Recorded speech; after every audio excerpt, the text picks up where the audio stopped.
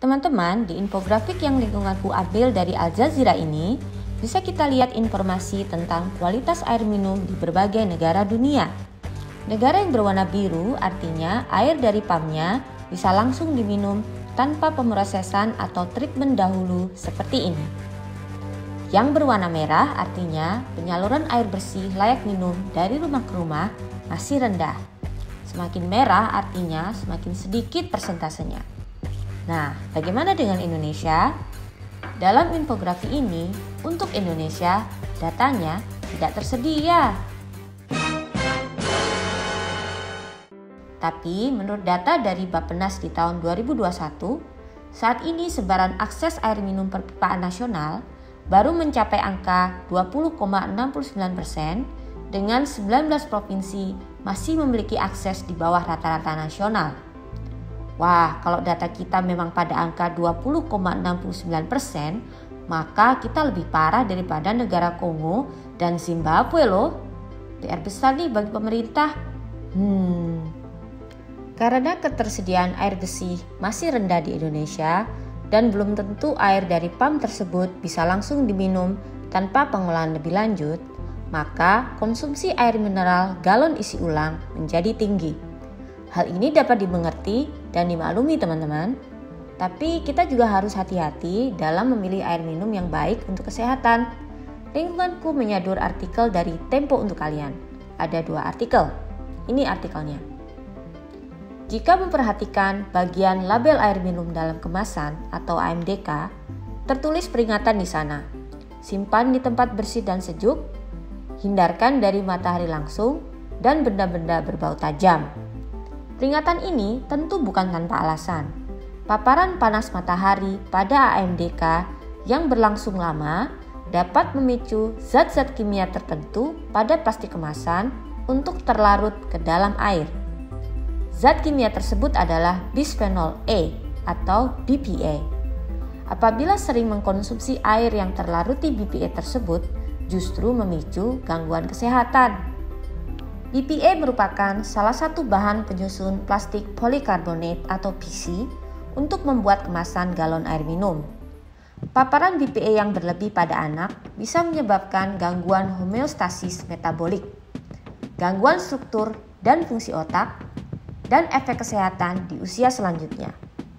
Sedangkan pada usia dewasa, BPA bisa mempengaruhi reproduksi dan bisa juga menyebabkan gangguan pada saat kehamilan dan persalinan, termasuk menyebabkan obesitas dan beberapa penyakit metabolik.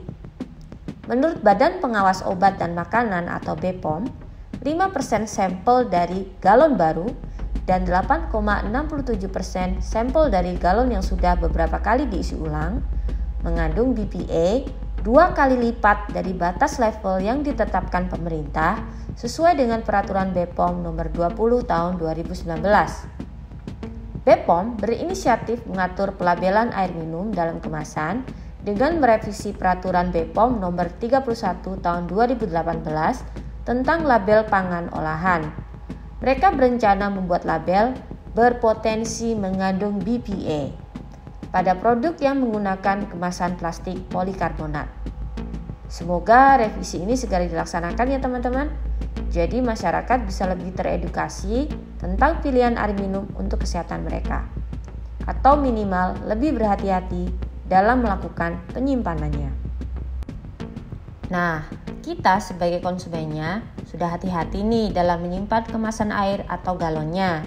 Simpan di tempat bersih dan sejuk, hindarkan dari matahari langsung, dan benda-benda berbau tajam. Masalahnya, menurut Kepala BPOM Medan, Martin Suhendri, proses pasca produksi seperti transportasi dan penyimpanan air minum dalam kemasan galon dari pabrik menuju konsumen yang tidak sesuai prosedur diduga menjadi penyebab kandungan BPA dalam kemasan galon polikarbonat bermigrasi ke dalam air. Sebagai contoh, galon yang terkena panas saat diangkut dan dibanting-banting. Awalnya kandungan BPA-nya 0, tetapi di lapangan meningkat karena penanganannya kurang baik. Nah, hal-hal seperti ini terjadi di luar kendali kita sebagai konsumen. Sedangkan menurut Evi Naria dari Fakultas Kesehatan Masyarakat Universitas Sumatera Utara, dari produksi 21 miliar liter air minum per tahun, sebanyak 22% diantaranya diproduksi dalam wadah kemasan galon. Galon isi ulang berbahan BPA jumlahnya sangat dominan, mencapai 96,4%. Menurutnya, padahal banyak negara sudah melarang penggunaan BPA, seperti Prancis, negara bagian California di Amerika Serikat, Denmark, Malaysia, Australia, dan Swedia. Pertanyaannya, kenapa di Indonesia masih santai-santai saja?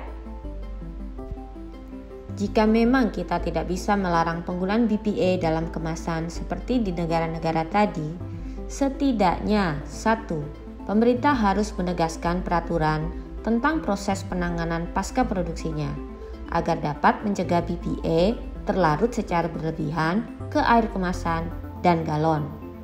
2. Sudah saatnya masyarakat diberi edukasi berupa label yang sesuai seperti anjuran BPOM tadi, yaitu berpotensi mengandung BPA, sehingga konsumen pun bisa berhati-hati dalam memilih dan menyimpan air mineralnya. Wah, panjang juga ya bahasan kita kali ini teman-teman.